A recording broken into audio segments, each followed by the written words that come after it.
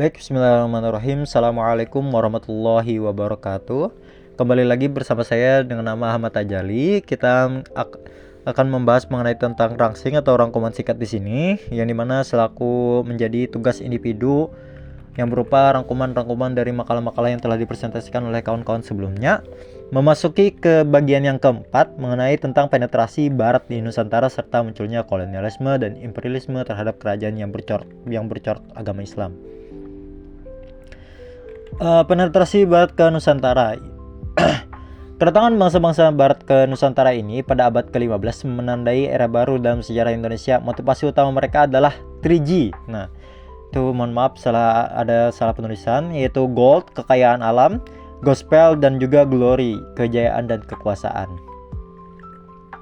Lalu faktor pendorong penetrasi Barat. Nah, revolusi industri di Eropa yang memicu kebutuhan akan bahan baku dan pasar baru. Nah, lalu ada juga kemajuan teknologi pelayaran yang memungkinkan bangsa Eropa menjelajahi dunia dengan lebih mudah. Nah, lalu yang terakhir adalah jatuhnya Konstantinopel yang ke tangan Ottoman Turki pada tahun 1454 yang menghambat jalur perdagangan darat ke Asia Timur. Baik, selanjutnya yaitu dampak penetrasi Barat terhadap kerajaan yang bercorak Islam. Yang pertama adalah keruntuhan kerajaan-kerajaan agama Islam, yang dimana bangsa-bangsa Barat, terutama Portugis, Spanyol, dan Belanda menggunakan kekuatan militer untuk menguasai wilayah dan perdagangan di Nusantara. Lalu ada juga penerapan sistem kolonialisme, yang dimana mereka mengeksploitasi sumber daya alam dan juga sumber daya manusia yang difungsikan sebagai tenaga kerja untuk mengumpulkan keuntungan untuk mereka. Nah, lalu ada juga perubahan sosial dan budaya, karena tentunya orang-orang yang datang tentunya akan membawa seperti agama, bahasa, dan juga gaya hidup, bahkan budaya, yang dimana di sini menyebabkan adanya pergeseran nilai dan tradisi dari Nusantara. Dan yang terakhir adalah munculnya perlawanan rakyat. Tentunya dalam hal ini bagi rakyat-rakyat yang tidak diam tentunya akan memunculkan berbagai perlawanan dari berbagai daerah gitu. Lalu lanjut ke munculnya kolonialisme dan imperialisme.